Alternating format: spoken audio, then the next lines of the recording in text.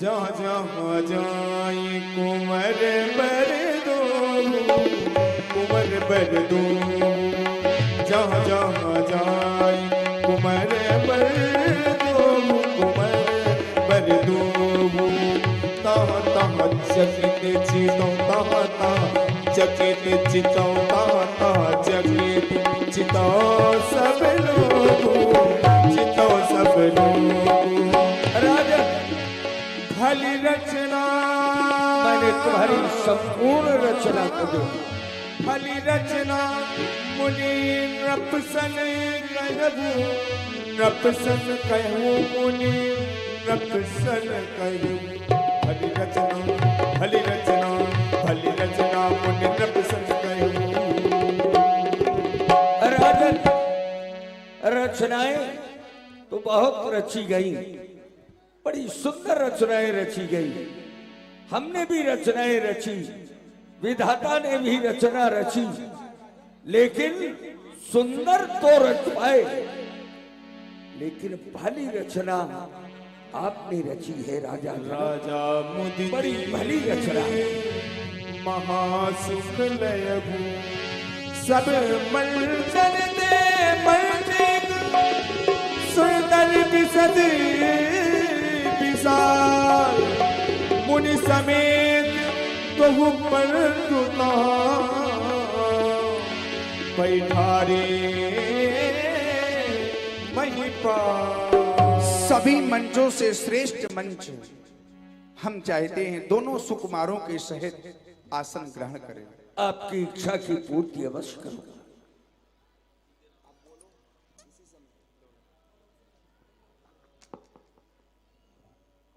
आप लोग पुनः एक बार जोरदारी के साथ जय घोष करें, बोलिए करौली सरकार की। और जिस समय महाराज श्री जनक जी ने भगवान श्री राम जी, लक्ष्मण जी, महामुनि विश्वामित्र जी को सब मंचन से मंच एक सुंदर विशद विशाल, जितने भी मंच बने थे उन सभी मंचों में एक मंच ऐसा बनवाया था महाराज ने जो सबसे अलग था, और उसी मंच पर मुनि समेत दो बंधुता बैठारे महिपाल, उस मंच पे भगवान श्री राम जी, लक्ष्मण जी को बैठाया। और उसी समय में होता क्या है, लंका के सभी को समझो सब बल विक्रम परवान, सभा मत ताही समय आए रावण बाण, आए रावण बाण। यही है वो नगरी, यही जहां गार्गी जैसी विदुषी महिला संकल्य जैसे रीस, याज्ञवल्क्य जैसे विद्वान, यही है वो नगरी। और यहां का नेपाल, जिसके संबंध में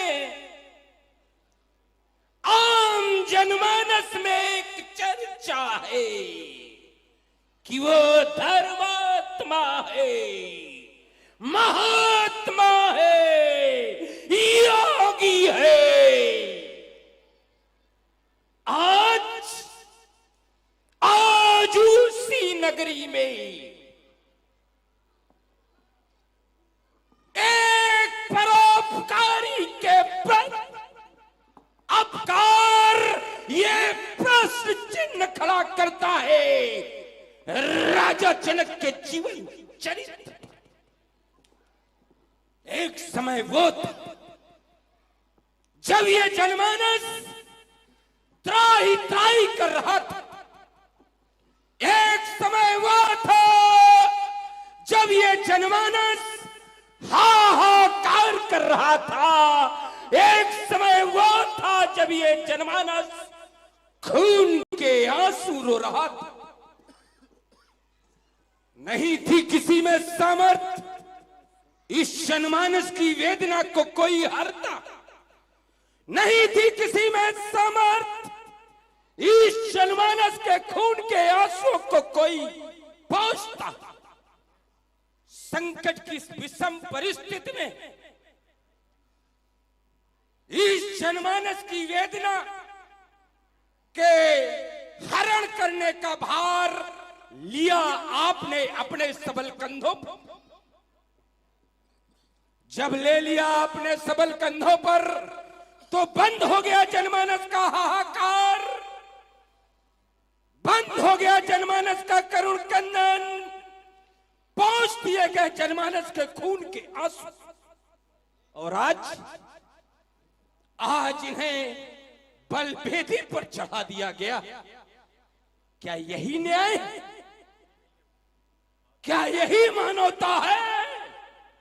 अरे मैंने तो मानवता के संबंध में सुना है, ये मानवतावादी अपकार का भी बदला उपकार के रूप में देते हैं।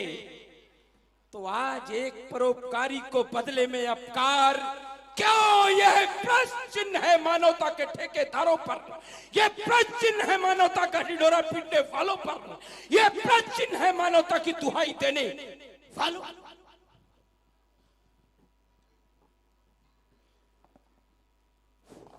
मिथिला समाज में सम्मानित दशानंद जी का शुभागमन, मिथिला की इस पावन भूमि पर आपका पदार्पण, मैंने तो जाना है कि पारस पत्थर के स्पर्श से कुधातु भी सुधातु में परिणित हो जाती है। मिथिला की पावन भूमि पारस पत्थर के समान है, लेकिन रावण जैसे कुधातु रूपी व्यक्ति का सुधातु में परिणित न होना यह समझ में नहीं आ रहा है, क्योंकि ये अपने स्वभाव और अपनी प्रवृत्ति और अपने संस्कार, अपनी सभ्यता के अनुकूल ही समाज में वार्ता प्रस्तुत कर रहे हैं। जबकि किसी भी समाज में उस व्यक्ति को जाकर के उस समाज के महान व्यक्तित्व पर टिप्पणी करने का अधिकार है जो व्यक्ति उससे श्रेष्ठ हो, जो स्वयं में नियमों का पालन करने वाला हो। लेकिन ऐसा मैं मिथिला समाज में नहीं देख रहा हूं। रावण जी जैसे व्यक्ति के द्वारा, राजा जनक जैसे महान ज्ञानी के द्वारा लिए गए निर्णय के विरोध में एक घोषणा की गई है कि मानवता की दुहाई देने वालों के द्वारा ही आज मानवता के रक्षक का भक्षण क्यों? जिसने समाज के आंसू पोंछे थे, जिसने समाज के करुण क्रंदन को रोका था, आज उसे ही बलवेदी पर चढ़ा दिया गया। अब प्रश्न खड़ा होता है कि मानवता किसके द्वारा की गई? मानवता की रक्षा किसके द्वारा की गई? क्या मानवता की रक्षा धनुष के द्वारा की गई? और अगर धनुष के द्वारा की गई है तो हम चलते हैं, चल करके श्री राम जी से मिलते हैं, अपने हृदय की अभिव्यक्ति प्रस्तुत करते हुए उनके विचारों से अवगत होने का एक सफल प्रयास करते हैं। मिथिला में आपका शुभागमन, आपको अपने मत पा करके गौरवान्वित है ये बाण। अस्तु आपका अभिनंदन करता है, स्वागत करता है, आपके चरणों में वंदन करता, स्वीकार करता। वंदन है सुभाषी, स्वागत है, धन्यवाद। सम्मानित दशानंद जी, कहें। मैंने आपके वक्तव्य को सुनने के बाद विचार करने लगा। आपने कहा कि जिसने मानवता की रक्षा की उसे ही आज बलवेदी पर चढ़ा दिया। कहने का अभिप्राय धनुष के द्वारा मानवता की रक्षा हुई। बस मैं ये समझ नहीं पा रहा हूं कि धनुष के द्वारा मानवता की रक्षा हुई, इसे स्पष्ट करने के कृपा। कभी कभी तुम जो कहना चाहते हो मैं समझ गया कि ये शस्त्र हैं और शस्त्र के द्वारा कैसे मानवता की रक्षा हुई। कभी कभी व्यक्ति प्रभावी नहीं होता वरन शस्त्र प्रभावी होता। और मैं एक उदाहरण दे रहा हूं। नमुच दैत्य का वध नहीं हो पा रहा था।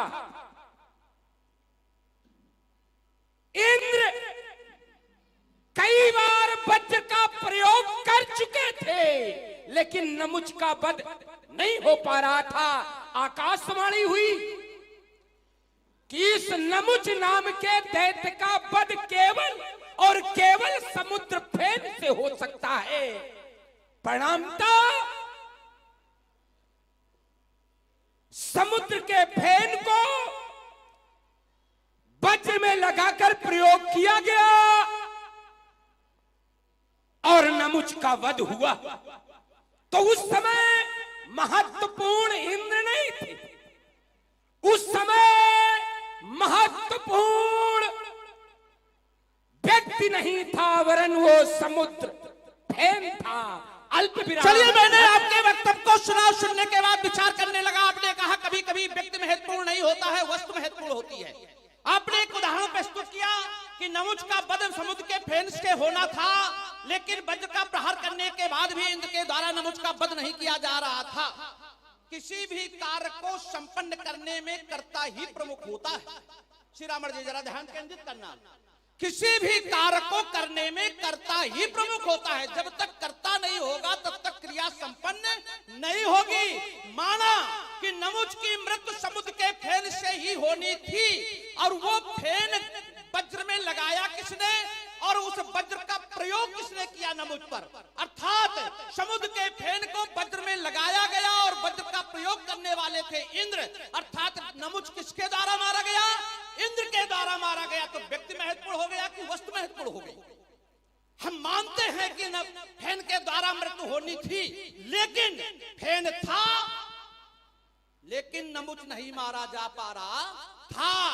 जब तक नमुच के मारने के लिए इंद्र ने अपने वज्र पर फेन का प्रयोग नहीं किया, तब तक नमुच का वध नहीं हुआ। अर्थात मारने वाला। मैं यहीं से एक बिंदु ले रहा हूं, केवल इसी बिंदु से। जिस युद्ध में नमुच था, उसी युद्ध की बात मैं लेकर के खड़ा हो रहा हूं। वृत्तासुर दैत्य का वध इंद्र के द्वारा होना था, वज्र नहीं था।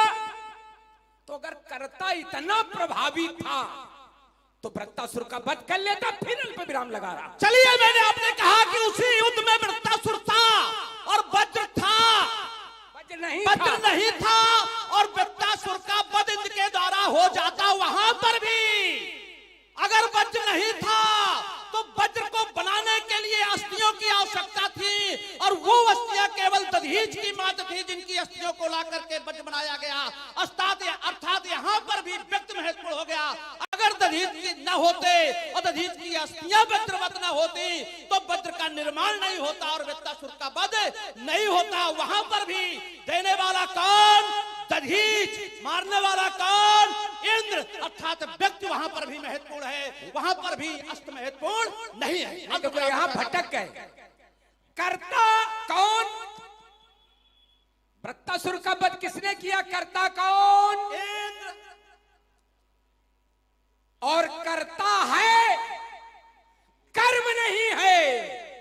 अब जब बात कर्ता क्रिया कर्म की चलेगी तो हम सीधे जोड़ के दे रहे हैं। कर्ता है लेकिन कर्म नहीं है, अर्थात वज्र नहीं है। मार लो, अल्प विराम, फिर यात्रा करो। यहाँ थोड़ा बढ़ा देखो, एक बात बता दे, कभी मैंने जो बात कही थी वही महत्वपूर्ण है। ये आप कह रहे हैं। रुके, हाँ, नहीं उसको जोड़ो, शायद हो सकता है तुम्हारी समझ में आ जाए, या हमारी बात अनुचित तो जोड़ के दो। एक और बिंदु दे रहा हूं, अगर एक साधारण सा, बिल्कुल सीधे दो शब्दों में समास में होगी बात। अगर किसी व्यक्ति को रक्त की कमी है, सीधे जोड़ रहा हूं, सब लोग जुड़े। अगर किसी व्यक्ति को रक्त की कमी है तो रक्तदाता रक्त देता है, उसके प्राणों की रक्षा हो जाती है। क्यों, महत्वपूर्ण कौन होगा, वो वैद्य या रक्तदाता? अल्प विराम जरा यात्रा। चलिए, यहाँ पर थोड़ा भ्रमित हो गए आप। पहले आपने कहा कि कर्ता और कर्म क्रिया की बात हो रही है। कर्ता है इंद्र और क्रिया है मारना, और कर्म है जिसे मारा गया, ना कि जिसके द्वारा मारा गया। जरा ये सुधार की आवश्यकता थी, इस वजह से मैं टोक रहा था। जहां पर कर्ता क्रिया कर्म की बात होगी, कर्ता कौन, मारने वाला, क्रिया क्या है, मरना। मरना क्रिया है और जिसे मारा गया वो कर्म है। अर्थात यहाँ पर वृत्तासुर कर्म है, जिसके द्वारा मारा गया है वो कर्म नहीं है। दूसरी बात आपने समाज में रखी कि किसी को रक्त की आवश्यकता है तो रक्त देने वाला महत्वपूर्ण है कि वैद्य महत्वपूर्ण है। देखो यहां पर भी भ्रांति हो गई, क्योंकि रक्त देने वाला वस्तु नहीं है, रक्त देने वाला व्यक्ति ही है और बताने वाला भी व्यक्ति ही है, रक्त वस्तु है। जरा समझना, यहां पर आपसे भ्रांत हो गई। भाई आपने कहा वस्तु महत्वपूर्ण है, तो वस्तु है रक्त, देने वाला कौन है? व्यक्ति। बताने वाला कौन है? व्यक्ति। अगर बताने वाला न बताता और देने वाला न देता तो कहां से रक्त आता और कैसे पता रोगी को चलता? जोड़ नहीं रही बात। देखो ये अनुचित है कि देने वाला व्यक्ति है, विषय ये नहीं था। विषय वैद्य के रूप में भगवान शंकर जी ने जोड़ रहे हो तो चलिए ठीक। रक्तदाता के रूप में आप जिसके द्वारा समाज की रक्षा हो रही, मैंने ऐसे नहीं दे दिया था कि उसको ऐसे आराम से खा लो, ये थोड़ा कठिन है। जरा देखे भगवान शंकर वैद्य जिनसे उपचार किया जा रहा है, रक्तदाता और प्राणों की रक्षा समाज की, तो महत्वपूर्ण कौन होगा, रक्तदाता या वैद्य? अगर वैद्य के द्वारा, चलिए इसी पे बात दे दें, अगर वैद्य के द्वारा, चलिए मैं आपकी बात को थोड़ी देर के लिए स्वीकार कर लूं, किसी भी रोगी को रक्त की आवश्यकता है और रोगी भटक रहा है, वो नहीं जान पा रहा कि हमें रक्त की आवश्यकता है। जब वो वैद्य के पास पहुंचा तो वैद्य ने बताया कि इस व्यक्ति को जीवित रहने के लिए रक्त की आवश्यकता है, तो महत्वपूर्ण बताने वाला हो गया कि पहले देने वाला? जो पहले जिसने मार्ग दिखाया है, जिसने मार्ग प्रशस्त किया है, जिसने उपाय बताए हैं, मेरी दृष्टि में वो महत्वपूर्ण है, अर्थात वैद्य महत्वपूर्ण है। नहीं, देखिए अंतर है, यहाँ अंतर। उदाहरण से हम भी जोड़ दें। अच्छा छोड़ो, जोड़ लेने दो, क्योंकि आपने दो उदाहरण जोड़े हैं। हाँ, उधर हम पहुंच रहे हैं, बिल्कुल हम बहुत तेजी से वहां पहुंच रहे हैं। सीमा, सीमा की सुरक्षा कौन करता है? सैनिक। और अगर अस्त्र शस्त्र बने रहे और सैनिक ना हो तो क्या राष्ट्र की सुरक्षा हो सकती है? क्या सीमा की सुरक्षा हो सकती है? अल्प विराम के साथ हमें एक विषय आपको दे रहे हैं। अगर सैनिक हो, अस्त्र शस्त्र ना हो तो क्या करेगा वो? क्या करेगा? आवश्यकता आविष्कार की जननी है। अगर व्यक्ति होगा तो आवश्यकता के अनुसार अस्त्र शस्त्रों का निर्माण कर लेगा और उसके द्वारा सीमा की रक्षा कर लेगा। भाई देखो, सीमा पर है तो अस्त्र शस्त्र वहां निर्माण अनुसंधान केंद्र वहां नहीं है, वो सीमा पर। भाई देखो, जबरदस्ती न जोड़ो। अगर देखिए सीमा पर तटस्थ प्रहरी, सीमा पर तटस्थ प्रहरी जितना आवश्यक है उतने उसके हाथ में अस्त्र और शस्त्र भी आवश्यक है, तो महत्व अस्त्र शस्त्र का कम नहीं जितना कि उस प्रहरी का महत्व है। इसीलिए आवश्यकता पड़ने पर कुछ अनुसंधान किए जाते हैं और कुछ बाहर से निर्यात और आयात भी किए जाते हैं। देखो बड़ा एक बात बता दे, तुम्हारी हम मानेंगे एक नहीं, क्योंकि हम माने अपने बाप की नहीं तो मानेंगे तुम्हारी भी नहीं। एक बात बता दे, ये टूटेगा चापत बाड़ा मित्रा में तो थरासुल नाचेगा महाराज, सांझवाट सुनने के बाद आ जाएगा, चंडी ले खप्पर में सजी न जान में बाढ़ दतबंग का भाग फूट जाएगा। ये की चंदास मेरी तो शत्रुओं के रक्त का जब तेरे शंभुक बाम पे कप्तान हुआ और किसी तीर के द्वारा यदि कोई पे धनसकार हुआ तो कर में है मेरे अस्त्र वो नहीं पड़म पाएगा, उसके शरीर को गरल बना ये बाण स्वयं पी जाएगा। इसलिए हो जाओ तुम सावधान, अब भेद नहीं चल पाएगा और सीता के वर के चरित यजको खंडित हो जाएगा। करूंगा नृत्य तेरे मस्तक पर काल बनकर मैं, हला हल्का भरा प्याला पीऊंगा भक्त बनकर मैं। ये तो सदिष्ट है लुटेंगे, ये फरदो से कापेंगे, हिमालय हो थरा सही करूं जब उस दंड की शक्ति अलौकिक है, पलट तू भान भूतल पर करूंगा चंद्र दिन का 10,25,000 पर ज्वाला के अंगार गिरेंगे और सुननी होगी कंचन नगरी जब कभी कदम बाहर करेंगे और सारी की सत्ताएं निकलेगी और चारें होगी और चारों ओर चमकती रण में तलवारों की धारें होगी वीरत प्रदर्शन होगा। वह कहता ललकार सभा में और धनुष का खंडन होगा और धनुष का खंडन होगा और मैथिली अधिवेशन में अजकों का घर्षण होगा तो अंबर तक लपटे लमकेगी तलवारों का घर्षण होगा। धधकेगी रोज चाल निर्मित होगी फिर मंडमाल फुफकारे बिस्तर पिपल बाल 10 घंटे बने तो महाकाल ले पिटन कर चंद्रहास भूषण सुन सब छाट छाट खटखट और मस्तक काट काट रिब्रुंड मुंड में अब निपाट सुधनुष तोड़ने वाले का मस्तक शिव को अर्पण होगा। यदि आज मैथिली अधिवेशन में धनुआ का खंडन होगा तो याद रख ये रुद्र लोग के धड़ पर दिखाई देंगे। ये बड़ी अंबर रक्त रंजित हो जाएगा मिट जाएगा काली कल काली का बेटलवाद अचल भरा भी धराशायी हो जाएगा। लोग जाएंगे वारिद में सूर्य और चंद्र दोनों तारकों का भी फट जाएगा और करता नहीं अभिमान किए बाणवाद वरना हमारे बाणों से दर्शन हो जाएगा। बहुत अच्छी भागने लगेगी और शक्ति का दिवाला चटाक तो चटका की चट्टाने भर भर पान बोतल गिर जाएगा। की ज्वालामुखी धनुष पर चढ़ जाएगा। दमक दमक धमके की दशा दिशाएं वहां पर दस बच जाएगा।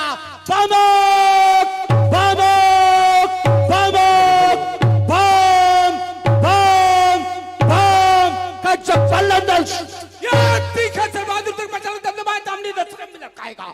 उधर जो सब सुनने के मिलेंगे सभी ये धड़धड़ो पर्दा रसगल हो जाएगा। साय करती चलेंगे 49 पवन टूटेंगे सितारे के गन प्ले मच जाएगा।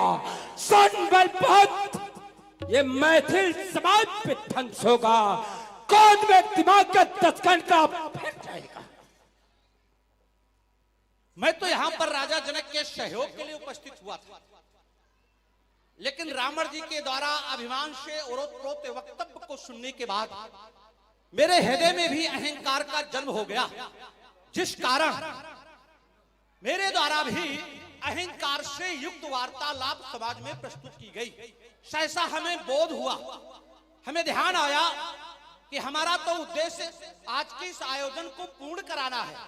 अगर इसी प्रकार हम अपना वक्तव्य रावण जी के सामने प्रस्तुत करते रहे तो रावण जी के द्वारा क्रोध में इसी प्रकार के कार्य संपन्न किए जाते रहेंगे। अर्थात राजा जनक का जो उद्देश्य है राजा जनक के द्वारा जो कार्य संपन्न किया जा रहा है वो पूरा नहीं हो पाएगा। अस्तु मैं इस समाज को छोड़ रहा हूं। छोड़ने का कारण शायद रावण जी का यहां आने का कोई दूसरा कारण हो तो इस कारण हम उन्हें स्वतंत्र करते हैं अपने कार्य को संपन्न करें। अस्तु बैठे हुए प्रिय भक्तगण ईश्वर की कृपा से है आप सभी को दो दो हाथ मिले हैं तो जरा दोनों हाथ ऊपर कर लो और एक बात तीव्र स्वरों में जय घोष करो प्रेम से बोलो बोलो श्री शंकर भगवान की बोलो आदि शक्ति माता की बोलो सच्चे दरबार की जय बाबा की जय बाबा की जय बाबा की। पंडित जी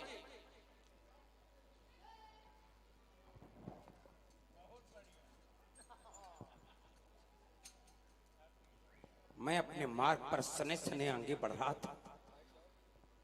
कंटक मार्ग में बाधाएं आना स्वाभाविक है। बाणासुर रूपी बाधा भी आई चली गई। मुझे पुनः अपने मार्ग पर बढ़ना चाहिए जिसके लिए मैंने अपने जीवन की नहीं अपने परिवार के जीवन की नहीं वरन संपूर्ण राक्षस समुदाय के जीवन की पूंजी दांव पर लगाकर विवश किया। उन्हें उस लोक से इस लोक पर आने के लिए मैंने एक बार इन मनीषियों से पूछा इन मनीषियों से पूछा कि जब इसे साधन धाम मोक्ष का द्वारा कहा जाता है तो वो क्यों नहीं आते? आपने बताया वो आते हैं। हमने कहा कब? तो आपने बताया यदा यदा हि धर्मस्य ग्लानिर्भवति भारत अभ्युत्थानम धर्मस्य तदात्मानं सृजाम्यहम् परित्राणाय साधूनां विनाशाय च दुष्कृताम् धर्म संस्थापनार्थाय संभवामि युगे युगे। है कोई और प्रमाण? आपने कहा हां। हमने कहा क्या? कल जब जब होए धर्म की हानि, बाढ़े असुर, अधम अभिमानी, तब तब। अरे हम समझ गए, हम समझ गए कि उन्हें धर्म अच्छा नहीं लगता, क्योंकि धर्म होता है तो आते नहीं, अधर्म होता है तो दौड़े चले आते। बस फिर क्या था? उठा ली चंद्रहास, खींच दिया पाला, धर्म और अधर्म का, खड़ा हो गया धर्म के पक्ष में और विवश कर दिया उन्हें उस लोक से इस लोक पर आने के लिए। देखो आज हमारा पाप साफ नहीं वरदान हुआ है, कर दिया धर्म निर्मूल समूल, तभी तो इनका अवतार हुआ है। अरे वो माला घुमाने वालों, खूब घुमाए होंगे माला, खूब बजाए होंगे मंदिरों के घंटे, कभी मिले दर्शन? नहीं। माला घुमाने वाले इनको बुला सके ना, तप होम करने वाले इनको डिगा सके ना। ये शक्ति है हमी में जो आप दौड़ाए हैं, धन्य भाग उनके जिन जिन ने दर्शन आज हमारे सहारे दर्शन कर लो, बाकी दर्शन मिलने वाले हैं। आओ आप लोग आओ।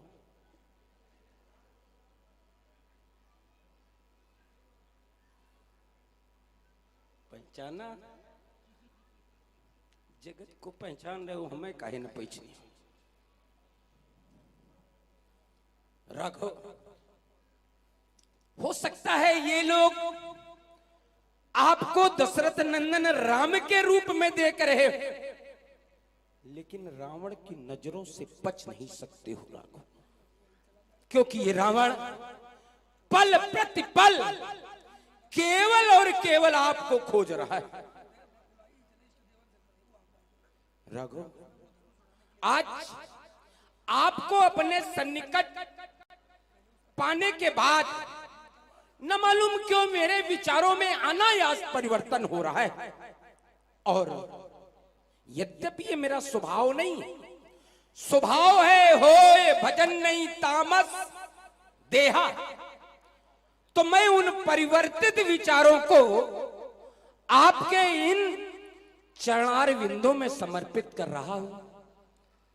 चाहता ये हूं कि चुप्पे कान लावन दो, काने मकैलेन, ये लोग सुन न पावे नहीं, सब समझ जाएंगे कि मिली भगत है, नूरा कुश्ती है। कहता हूं कुछ मन की बातें, ये तुम जानो या हम जाने, ये माया में छुपे हुए प्राणी ये भेद भला क्या पहचाने।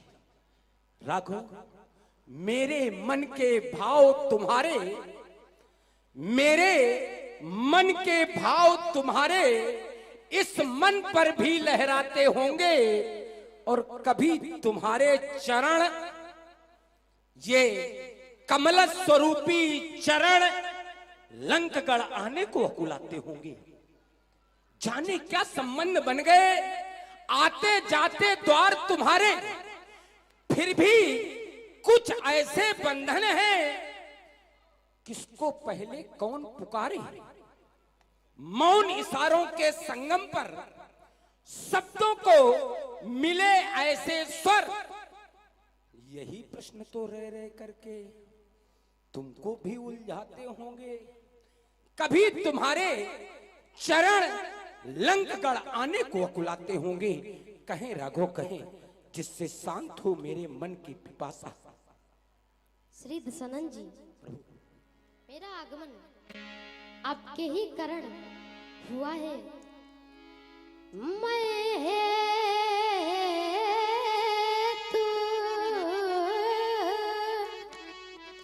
तुम्हारे दस कंधर, मैं है तू तुम्हारे दस कंधर, इस अवनी तल में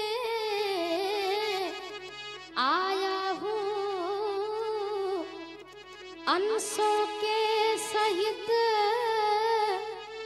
जन्म लेकर, दशरथ का लाल कहाया हूँ। कुछ दिवस में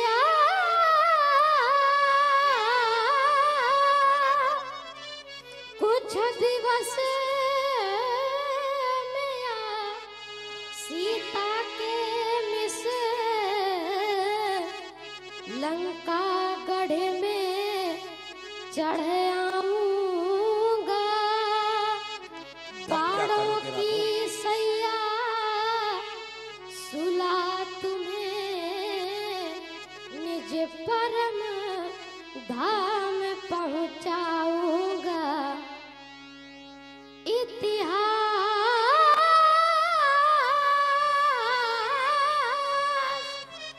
के पन्नों में ये अमर कथा लिख जाएगी। सुर नर किन्नर गंधर्व आदि सुचि रूप राम गुण गाएगी। सुचि रूप राम गुण गाएगी। समझ गया, मैं बिल्कुल सही जगह आया हूं। आप ही परम पिता हो, क्योंकि जब एक पिता अपने 4 पुत्रों को संतुष्ट कर देता है, आप तो परम पिता हो, आपका तो सबका संतुष्ट करेगा। आज रावण मिल गया तो आपने रावण को भी संतुष्ट कर दिया। मैं हे तुम्हारे जबक आप ही का कथन है, जब जब नाथ सुरंदुक पायो तो नाना तनु धरी। इतना ही नहीं, धेन विप्र सुर संत हित, और आज रावण मिल गया तो कल मैं हे तुम्हारे। बस हे राम तुमने कह दिया, हे राम तुमने कह दिया तो विश्वास मुझको हो गया। जानते हो विश्वास क्यों हो गया? आपका वो चतुर्भुजी रूप होता तो मुझे विश्वास ना होता, लेकिन आप इस रूप में है इसलिए विश्वास। क्योंकि रघुकुल रीत सदा चली आई, प्राण जाए पर वचन न जाई, इसलिए विश्वास मुझको हो गया। और आया था जिस लक्ष्य से वो लक्ष्य पूरा। एक बार प्रेमी भक्तजनों उच्च स्वर में जय घोष करें, बोलिए जगत गुरु भगवान शंकर की।